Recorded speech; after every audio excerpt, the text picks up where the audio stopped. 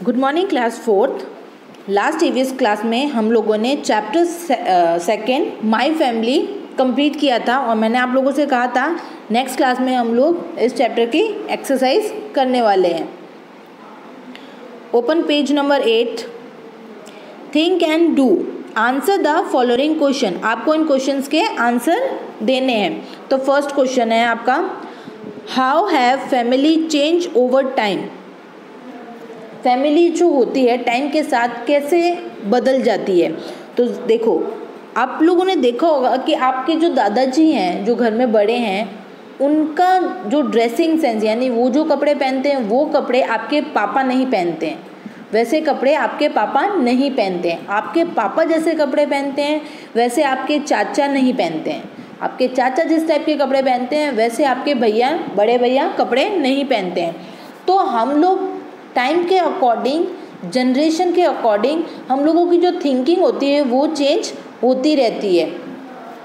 आपने देखा होगा कि दादाजी के टाइम की पढ़ाई अलग थी, पापा के टाइम की पढ़ाई अलग थी, आपके टाइम की पढ़ाई अब और भी ज़्यादा अलग हो चुकी है। तो वैसे ही चेंज जो होता है ये जनरेशन के अकॉर्डिंग, हमारी थिंकिंग और लाइफस्टाइल के अकॉर्डिंग चेंज होता रहता है हमारी लाइफस्टाइल। तो आंसर लिखो ज़रा फर्स्ट का, family change over time due to the generation and their thinking और देयर लाइफस्टाइल। तो हम लोगों की लाइफ जो होती है उसमें चेंजिंग किन के अकॉर्डिंग आता है। फर्स्ट आता है जनरेशन के अकॉर्डिंग, देन आफ्टर थिंकिंग यानी हमारी सोचने की क्षमता के अकॉर्डिंग, और हमारा लाइफस्टाइल उसके अकॉर्डिंग चेंज आता रहता है। तो ज़रा आप लोग फर्स्ट का आंसर लिख लो, family change over time due to the generation and their thinking और their lifestyle. Answer note down करो ज़रा फर्स्ट का। आप चाहो तो उसका स्क्रीनशॉट ले सकते हो। Family change over time due to the generation and their thinking और देयर लाइफस्टाइल। आंसर, जो भी बच्चे ये आंसर लिख रहे हैं रफ कॉपी के अंदर वो सिर्फ पहले आंसर नोट डाउन करोगे, क्वेश्चन नहीं लिखोगे बेटा। आप लोग सिर्फ आंसर लिखो। और जिन बच्चों ने स्क्रीनशॉट ले लिया है वो ज़रा थोड़ी देर वेट करें, जो बच्चे लिख रहे हैं उनके लिए।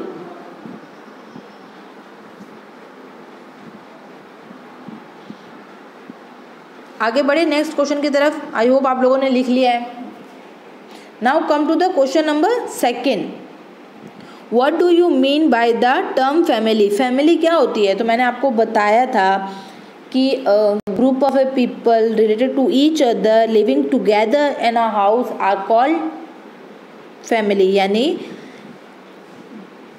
ग्रुप ऑफ अ पीपल मतलब व्यक्तियों का एक समूह जो एक दूसरे से रिलेट यानी रिश्ते में कुछ ना कुछ लगते हों, एक ही छत के नीचे एक ही घर में रहते हैं, उसे हम कहते हैं फैमिली। उसे हम कहते हैं फैमिली। तो ज़रा आंसर लिखो सेकंड का, a group of a people who are related to each other and living together in a house is called a family. A group of a people who are related to each other and live together in a house is called a family. A group of a people who are related to each other and live together in a house is called a family.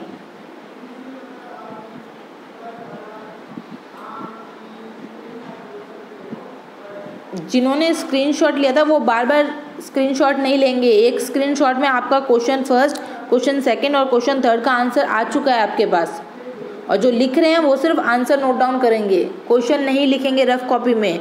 जब आप लोग class copy के अंदर ये chapter second करोगे तब जैसे अभी आपको स्क्रीन पे दिख रहा है, आप लोगों को सिर्फ क्लास फोर्थ नहीं लिखना है, आपको लिखना है chapter second my family think and do. फिर लिखोगे question A, answer the following question, एक लाइन लीव करोगे, देन आफ्टर क्वेश्चन 1 लिखोगे और फिर उसका आंसर लिखोगे। जैसे स्क्रीन पे अभी आपको दिख रहा है एग्जैक्ट आपको वैसे ही आपकी कॉपी में करना है। बस आपको क्लास फोर्थ नहीं लिखना है, उसकी जगह डेट डालोगे, डे लिखोगे, होमवर्क मेंशन करोगे, देन आफ्टर आप ये वर्क अपना स्टार्ट करोगे।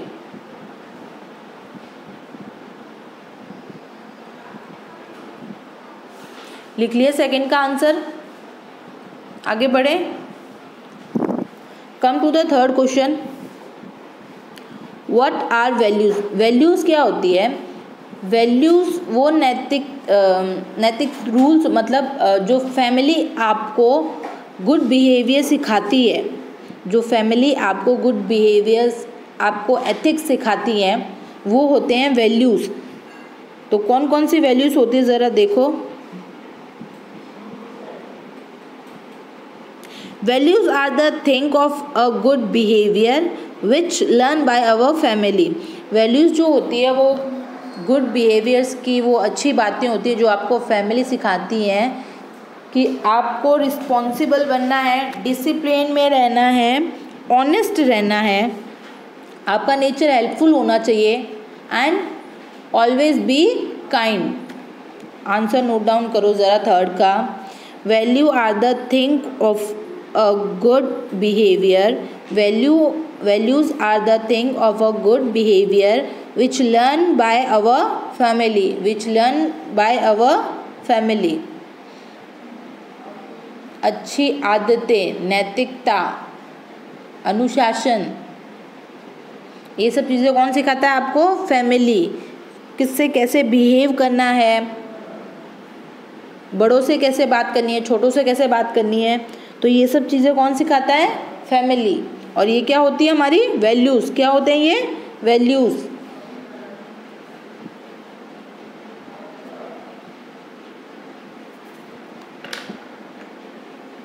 आंसर नोट डाउन करो ज़रा थर्ड का। Values are the thing of a good behaviour which learn by our family. लिख लिया, आगे बढ़े। Now come to the question number 4। What is a joint family. Joint family क्या होता है? तो मैंने आपको बताया था, जॉइंट फैमिली वो होती है जिस फैमिली के अंदर grand parents, parents, uncles and aunts, cousins and siblings एक साथ में एक ही छत के नीचे रहते हैं। तो आंसर नोट डाउन करो ज़रा फोर्थ का। अ joint family has parents, children, grandparents, uncles, aunts and cousins.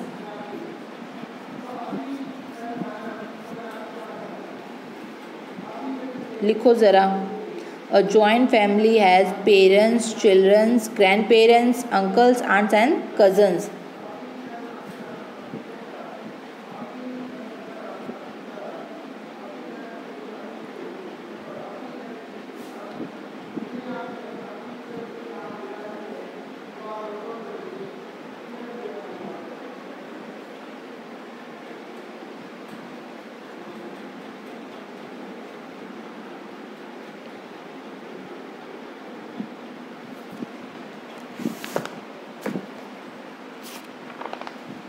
Note down कर लिया आप लोगों ने फोर्थ का आंसर? आगे बढ़े।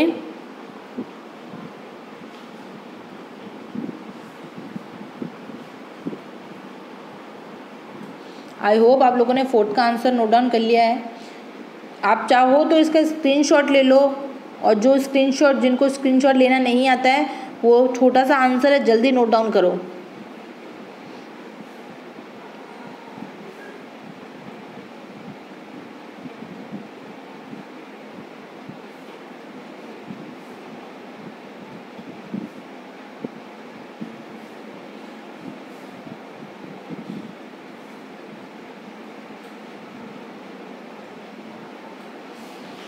Come to the question B. Question B देखो ज़रा। Match the following. आपको दो कॉलम दिख रहे होंगे, column A and column B. Column A and column B, ये देखो, ये हो गया फर्स्ट कॉलम, ये हो गया आपका बी कॉलम। Got it? तो आपको ए कॉलम के पॉइंट को बी कॉलम के पॉइंट से मैच करना है। फर्स्ट है इमीडिएट फैमिली। इमीडिएट फैमिली कौन सी होती है? जिसमें कि पेरेंट्स एंड चिल्ड्रन हो। तो कॉलम ए के फर्स्ट को कॉलम बी से मैच कर दो।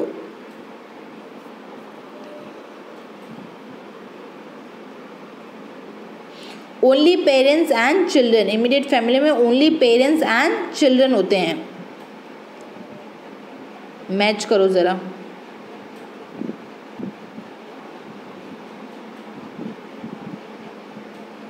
सेकेंड है एक्सटेंड फैमिली। एक्सटेंड फैमिली कौन सी होती है? जिसमें अंकल्स, आंटी और उनके बच्चे भी हो। तो ज़रा कॉलम ए के सेकेंड को कॉलम बी के डी से मैच कर दो।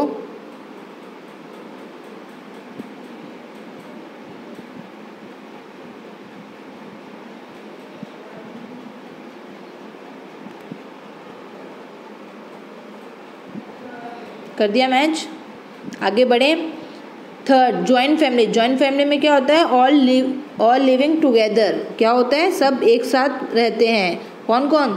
दादा दादी, चाचा चाची, मम्मी पापा और आपके कजन्स। कंप्लीट हो गया यहाँ तक। हैबिट्स क्या होती हैं? May change as we grow old. जैसे जैसे आपकी उम्र ढलती जाती है आपकी हैबिट्स चेंज होती जाती है।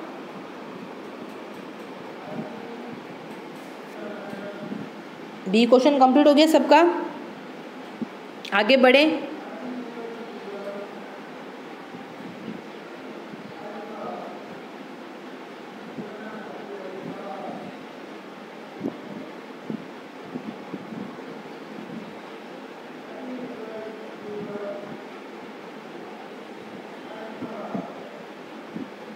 Come to the question C.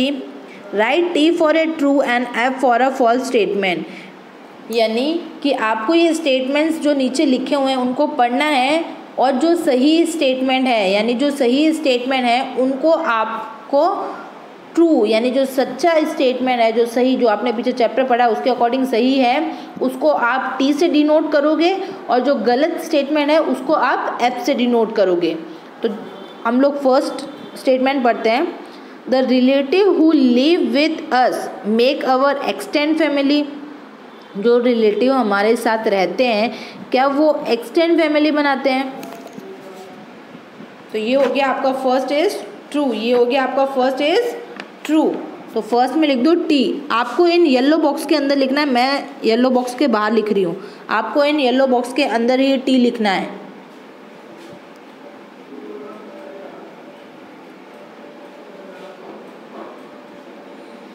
Got it? लिख लिया। Each member of a family has same habit. क्या सभी फैमिली मेंबर्स की हैबिट सेम होती है? फॉल्स। सभी फैमिली मेंबर्स की हैबिट सेम नहीं होती है। तो सेकंड हो गया आपका फॉल्स। सेकंड हो गया आपका फॉल्स।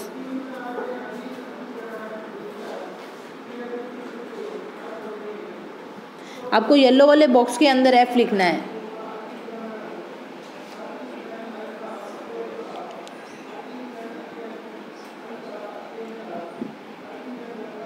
लिख लिया। We learn some skill and value in the family. क्या हम लोग फैमिली से हमें वैल्यूज़ और स्किल का मतलब होता है किसी पर्टिकुलर एक चीज़ में आप लोग एक्सपर्ट होना। फॉर एग्ज़ाम्पल कि आपको मम्मा ने, आपको चाचा ने क्रिकेट खेलना सिखाया, तो क्रिकेट खेलने का जो स्किल है वो आपके अंदर उन्होंने डाला है। और वैल्यूज़ का मतलब क्या होता है? मैंने अभी आपको बताया था, वैल्यूज़ का मतलब होता है नैतिकता।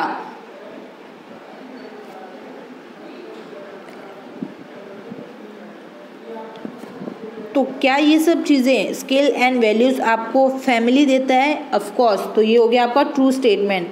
ये हो गया आपका true statement.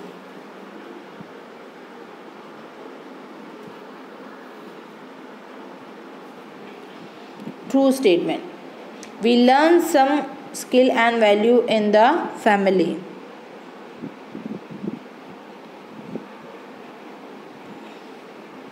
Fourth one, when we grown old our habit often change, जैसे जैसे आपकी उम्र ढलती जाएगी, आप बड़े होते जाओगे, तो क्या आपकी जो हैबिट्स होती है उनमें कोई चेंजेस होता है? ऑफ कोर्स, जैसे जैसे हमारी उम्र बढ़ती जाती है हमारी हैबिट्स भी चेंज होती जाती है।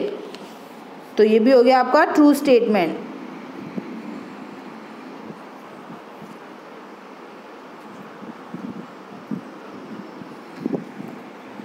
फर्स्ट ट्रू है, सेकंड फॉल्स है, थर्ड ट्रू है और फोर्थ भी आपका ट्रू है। हो गया कंप्लीट। आगे बढ़े। Come to the fifth statement.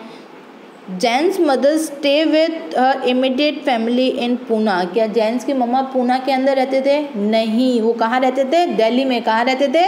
Delhi में। तो ये हो गया आपका फॉल्स स्टेटमेंट। ये हो गया आपका false statement. First statement true है, सेकंड फॉल्स है, थर्ड ट्रू है, फोर्थ ट्रू है और फिफ्थ स्टेटमेंट आपका फॉल्स है। कंप्लीट। आगे बढ़ें। अब आप क्वेश्चन डी को देखो ज़रा। Look careful at the picture given below, place the event together and make a story, write and read out in the class. ये जो क्वेश्चन है क्वेश्चन डी, ये आपका हो गया आज का होमवर्क। आपको ये घर से करके आना है।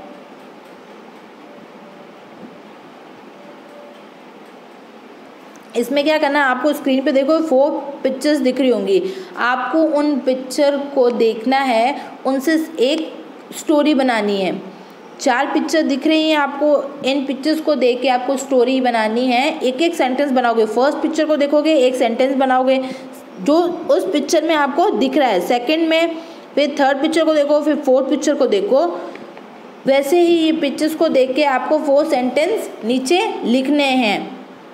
ये हो गया आपका होमवर्क। नाउ क्लास 4th आपका सेकंड चैप्टर कंप्लीट हो चुका है। आपका होमवर्क डी क्वेश्चन के अलावा ये है कि आपको क्वेश्चन ए जो दिख रहा है, आपको क्वेश्चन ए जो दिख रहा है, आंसर द फॉलोइंग क्वेश्चन, वो क्वेश्चन ए आपको अपनी कॉपी के अंदर करना है। क्वेश्चन ए में देखो कितने 4 क्वेश्चंस हैं, 1 2 और 2 इस साइड में। तो क्वेश्चन ए आपको कॉपी में करना है और क्वेश्चन डी जो आपको दिख रहा है ये आपको बुक में ही करना है। Got it. आज की क्लास हम लोग यहीं ओवर करते हैं। आपका सेकंड चैप्टर कंप्लीट हो चुका है। आपको सेकंड चैप्टर में क्या करना है वो भी होमवर्क में मिल चुका है। नेक्स्ट क्लास में हम लोग न्यू चैप्टर स्टार्ट करेंगे। Now thank you and have a nice day.